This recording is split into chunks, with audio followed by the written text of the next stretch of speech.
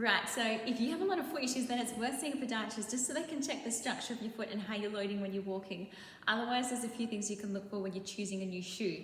So the first thing is at the back of the foot, you want as much support or structure as you can. So when you're standing, this is going to overcomplicate things a little, but when you're standing barefoot and if you were to draw a line down the back of your heel, you want it to be that line to be relatively straight or perpendicular to the floor.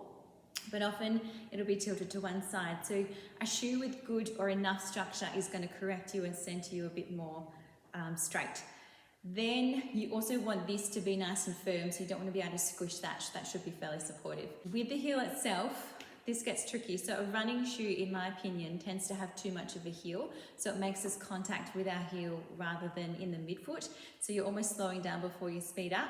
We don't have a lot of control. The shoes that don't have as much of a heel tend to not have enough support in the front of the foot. You can just be more aware of contacting the floor and the middle part of your foot when you're running, just to improve that pattern.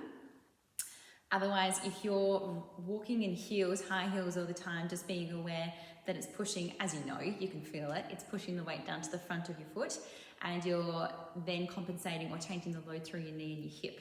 And then you want some twist in the midfoot so that when you're walking, your feet are splaying just to absorb that load, and you're also rocking a little bit side to side. So you don't want your foot to be doing all of the work. You at least want your shoe to be moving with you. And then you want enough support at the front of your foot. So as the day goes on, you don't want it too tight because our feet tend to swell a little bit. So you want enough room for that growth.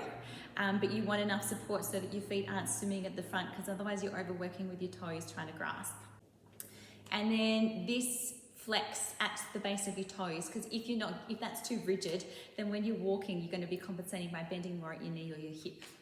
You don't really want those pointy toes, because otherwise it's squishing your big toe and your little toe into the middle, so you don't have enough room to splay, and it's concentrating all that load right in the middle of your foot. You want about 1 centimetre from the front of your shoe, between the front of your shoe and your toes, so you're not irritating the front of your toes and you're not going to damage your nail bed. And ideally you shouldn't have to wear your shoes in. They should be comfortable from your first wear.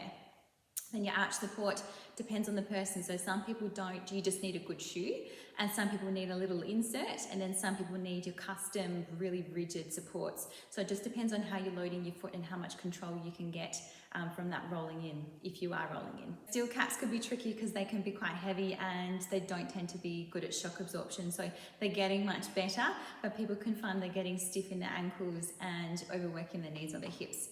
So just being aware, if you have to wear steel caps, you have to wear steel caps, but then outside of that, if you're wearing good shoes or doing whatever stretches you need to do, just to compensate for that. In summer, the more structure you have in your sandal, the better. So as many straps holding your shoe to your foot firmly so that you're not swimming around moving too much.